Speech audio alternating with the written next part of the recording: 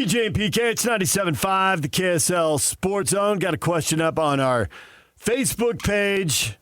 Many of you reacting to this, and we just talked with Brent Cianci about it. Do you believe Utah and or BYU have done enough to close the gap with Texas Tech?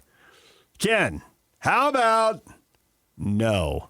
Takes a lot of cookies to match up against West Texas soil. It do.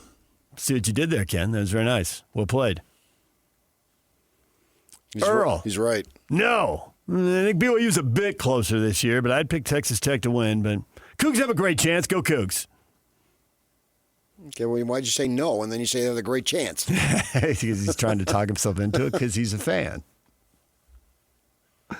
I think right now, today, they have as good a chance as anybody. I will say that. Mickey says no, but maybe Texas Tech has slipped enough. It's hard for me to imagine that Texas Tech is going to be as good as they were last year. How can you put together that defense? You could have a good defense, but that defense was overwhelming. Right. And it had, and not just, and it was, there's no question about it. And a lot of their guys were fifth-year guys. Mm-hmm.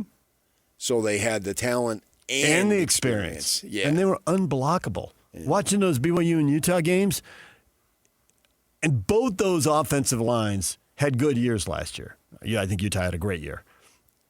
And both times, you're watching guys from Texas Tech just run into the backfield and blow up the play. I don't know what they were trying to do, but there was no time to do it.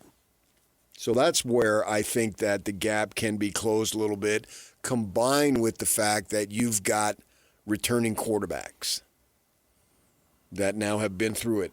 This was their first time through it, so it stands to reason that they should be better. And I think that if the Utes had retained everybody from the coaching staff, then I'd be even higher on them. And it's not that I'm not high on the guys that they have, but I just think that there's a possibility for some growing pains, some adjustments, some types of stuff, because they're all going through it together. If you would have had Beck with Dampier, that would have been their third year. That's unheard of, which obviously it is unheard of because it didn't happen. Thanks for explaining yourself. Yeah. And we understand why it didn't happen. But that doesn't mean that you don't have to totally start from scratch. McGivern was talking about that yesterday in the Utes media availability. You can go hear the sound at KSLSports.com if you want to hear it for yourself. So from that perspective, that's why I'm still high on them. And I think maybe, in my mind, and maybe it's wishful wanting it to happen, so I'm believing what I'm trying to see, and I haven't necessarily seen it yet, but I do think that both teams, if they get the opportunity, will be more competitive. And if they do get the opportunity, then it's for the whole thing, and that's what's really cool if they play. So if they get, and I believe one of them will play, Texas Tech. If I'm betting right now, toss-up, I'd go 60-40 Cougars, maybe 65-35 Cougars, that they would be the team to play Texas Tech in Texas, Arlington, on that first Friday of December. So, yeah, that's the way I see it. And then we'll know for sure if it gets to that point that, yeah, the gap has been closed. We shall see. Brian Tracy goes full Pablo Mastroeni here. He says both Utah and BYU just need to worry about themselves and show up for a full season. Texas Tech isn't on the schedule. They're the defending champs. You got PTSD from playing them last year. I don't think they're worried about Texas Tech. It figures that you could meet them in a conference title game, but you got 12 games, and you got to figure those out before you worry about Texas Tech. But you and I are going to sit here and talk Kelly about Poppinga that very question, and he said, I'm not worried about them right now. They're over there, and if we get them, it's in the conference final. And he said, I don't know much about them. Well, if it comes to that, they'll know everything about them. They'll have 12 games of film, upside down, inside out. And so, yeah, I understand that. But they're still the team that you're chasing. Everyone is chasing them right now. When the Devils won the first year of the current existence of the Big 12, we didn't think that, okay, they're going to be the dominant team. We thought, okay, Kenny Dillingham's got it going on, and they're going to be better. They're going to be tough. We thought that. I think that's a fair assessment. But now that Texas Tech, see, they've each – Devils won one, Texas Tech won one. but we all think Texas Tech is the team to beat, even though last year we didn't think, well, that's the program to beat. And now we think with Texas Tech, that's the program to beat. It's what I talked about last summer. It's what I was concerned about. Texas Tech has a ton of money, and in the transfer portal era, set aside the wins and the losses and the ability to game plan or to coach your guys up. Set all that aside for a second. In the transfer portal, Texas Tech routinely wins more than they lose. They have way more guys coming in than they have going out, and they hit on them. Then you look at ASU. When it comes to the big money guys, they lose. Mm-hmm. Now, they may win overall because they're good at assessing talent and they'll find guys up and coming. But when they got a quarterback and can do it, LSU and their $50 million budget gets them. Yeah, that's a fact. And Texas goes and gets their 1,000-yard running back, right? And you're losing to big brand, big money schools. Yeah. And Tech doesn't. Now, maybe partly Tech doesn't because they go out and get these fifth-year guys. Well, I think that we'll see that it's not just the transfer portal. I don't think their program is built on transfer portals. It was last year, but I don't think going forward, because if you've been looking at the recruiting. They're winning there too. Yeah. And so they're now more about augmenting with the portal, which I think everybody should do, because if you're having to overhaul completely, then you're probably not going to be all that good. Now, some teams have to. Rich Rod had to. North Texas people coming over to Oklahoma State, they had to. But once you get past that, I think what you want is what we've seen from the two locals here. You're augmenting it, not relying on it for the bulk of your talent. And I think Texas Tech is in the process of moving in that direction because they've been getting a lot of better recruits that normally they wouldn't get. And it reflects it. I mean, they've had the history of the program. You can look at it. They had the nice run with Leach, and then it dropped off. Well, now why is it back? Cash. And they're one of these guys with these programs, like I said, they should be like the Dodgers. Say, yeah, we bought these players. Instead of trying to, no, anybody can. No, they can't. And you can. Good for you. You didn't break the rule. The NCAA is not hunkering down in Lubbock. So don't worry about it. That's the way you do it. And it's up to these other teams to close the gap.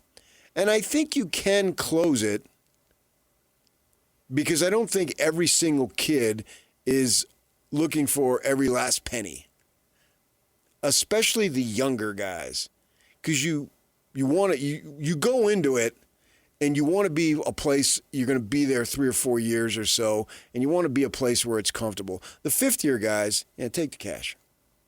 You only got to be there 6 months. Who cares? How hard is it? Yeah, right. 6 months. It blows by so quickly. I think Meet Keith, loving dad, board game champ, bus driving pro. I drive 65,000 miles in my bus each year. If people knew what I know, lives could be saved. Like how there are some things I simply can't see. On my route the other day, a car tried to sneak past me and ends up right in my blind spot. I turned slowly, so I accident avoided. But no car should be in the blind spot for a 40,000-pound bus. It's our roads. It's our safety. Visit www.sharetheroadsafely.gov. some of those questions, the historic questions, do I fit here? Do I like these coaches? I'm going to spend 4 years. I got to really make sure I'm on the same page. But a fifth-year senior has already had position coaches, coordinators, possibly head coach to change, and they then go in for 1 year. I know what I'm doing. Does this coach put guys into pros, blah, blah, blah, and away you go. And am I getting paid? And what's the money? What's the money? Yeah. So I think that's what you got there. And I think that's how BYU and Utah close the gap, is by getting these kids, building them up, coaching them up, those types of things, all those cliches, blah, blah, blah, and away you go. And right now, considering the amount of talent that left the program, and I know Texas Tech can reload, I think they can close the gap. And I want to see it, too. I also want to see it. And in order to see it directly, it has to be a one-on-one matchup. And that'd be awesome. I'm actually rooting for Texas Tech to lose a few, and I want to see BYU and Utah play each other. That would be play twice in one season. That would be incredible. Yeah. Play that first week in November, and then a month later, do it again. That's the best case scenario for me. We'll sign off on that right now. Yeah. But for that to happen, who's going to beat Tech? Because they don't play the Utes and Cougars, and most of the games they play against the next tier, they play at home. I mean, their conference road schedule is Colorado, Cincinnati, Oklahoma State, and Baylor. Now, Oklahoma State and Baylor are back-to-back weeks. Maybe that gets a little tricky. It does sometimes. You mix in a lot of travel and all that. But that's not exactly a difficult road schedule right there. You got major questions about multiple teams on that list. It's 5 home, 4 road, and the No 4 doubt. road, Arizona State could be hard games. Houston could be a hard game, and all 3 of those are at home. Mm-hmm. So it really lines up for Tech. It does. Yeah. Well, TCU, that could be another tough game, also at home. yeah, it looks like their home schedule is tougher than the road schedule. But, one turned ankle can change everything. Oh, yeah. Well, we thought they were going in the year with 2 good quarterbacks. Now they're going in with 1 good quarterback, and he's coming off an injury. And The kid from Tulsa did play, and, I think that for a short time he can help you. So I don't think that it's completely total, oh my gosh, what do we do now? So but that's the reality of it, and you've got to find a way if it should come to that, or if it doesn't come to that where you beat them, that you've done enough to be able to get yourself an at-large bid. That can happen too. 12-1. I mean, if you're 11-1 and you don't make, let's say BYU. Let's say BYU gets the big win, beats Notre Dame, but they lose to Utah. They're 11-1, and Utah's playing Texas Tech in the conference title game.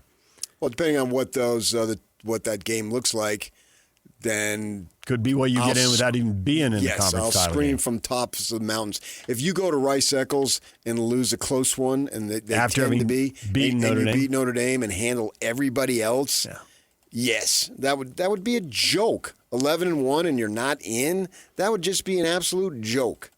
That if I'm your Mark, I'm going to their stuff is based in Texas, and I think that's where they end up meeting. I storm that committee room and I start chucking computers against the wall. Yeah, that's what it's going to take. If it came to that. Now, the flip side, if it's the Utes who lose the game to BYU and they win every other game and they're 11-1, but they don't play Tech and they lose. Tell me what the game looked like. Yeah. Again, if it's 42-10, no, that's another story. That's why BYU had no leg to stand on last year. So lopsided. Yes, 63-14, I think it was. Yes, so you don't even necessarily have to win. That in a form is respect to me. So BYU last year had an opportunity to gain respect, but they couldn't do it. And what I mean by that is I think they could have gotten way more serious consideration and discussion to get in if it would have been 27-24. But it was a blowout. They bounced the ball all over the turf. We know what happened, and I get Bachmeier was banged up and dinged up, but the committee, you just can't. You can't. If you make excuses or make allowances, if you want to call it, for one, then you got to go down that road and do it for everybody. It's much easier to say, you got rolled both times, I don't want to hear it. Yeah. And that's what happened. It would have been interesting if it would have been 5 minutes to go and a one-score game. But it wasn't. It was garbage time the fourth quarter. And they threw in some turnovers late in that game, too, to make it even worse. So they didn't give themselves a chance, but they had the chance to get respect. Now come back this year and be in that position to, you don't necessarily have to win all your games. The thing would be is if you lost to Notre Dame and maybe lost to Utah. Suppose you lost to both of those teams super close. I'd like to make the argument, but at 10-2, it just feels like we've seen too many two-loss teams bounced. But you've got 2 losses, close losses to 2 top 15 teams, and in the case of Notre Dame, probably a top 5. Maybe Utah top 10. And what would that be? I think they can get some run, as long as you played those games extremely close. I just don't see, if you don't have any other losses along the way, that if you go to Rice-Eccles and lose a close one, you should be penalized that much. And the committee certainly understands the nature of that game. Come on, of course they do. If they didn't, they should be fired from their jobs that I don't think they get paid for anyway. So they shouldn't be allowed. You should know that that game often is a toss-up. Emotions are crazy. Fans are crazy, blah, blah, blah. And that's why I thought the year before they should have got more consideration. I mean, they managed to go. But I guess Utah being 5-7, that's probably what hurt them. They really didn't get credit for that dramatic win because the Utes weren't, record-wise, of the circumstances, weren't good enough. So you need those other teams. Any team you beat this year, you want them to be good because that's going to help you. This is, in a sense, the strength of the opponent now in a basketball way. Until we expand it to 24, that's what you need. So whoever you beat, you need them to be good. Beating a 5-7 Utah team did nothing for you 2 years ago. Because so many teams did it. In terms of the committee trying to get an at-large bid. That's, part of that. That's I don't see how you can argue that. It is. It's not debatable. Right. I mean, you were part of a team's 7-game losing streak while they went through 4 or 5 different quarterbacks. So yeah. And one of the guys who was supposed to play as he went down the depth chart didn't play because he was already hurt. I think they played 4, but I think they missed 5. I think Brandon Rose played that game, who threw passes to Tiger Bachmeier in high school, and Bear Bachmeier was Brandon Rose's backup. Go figure. Small world. Small world. Yeah. Tiger filled us in on all of that. I think that's Marietta. I think I knew that, but it's they're all from Marietta, right? They're from like some small town nearby, but yeah, they go into Marietta High School, Vista Marietta, or whatever they call it. Yeah, takes in the greater Marietta metropolitan area. I wouldn't go metro area. I've been there, but it's decent enough, yeah. And it's close to everything else too.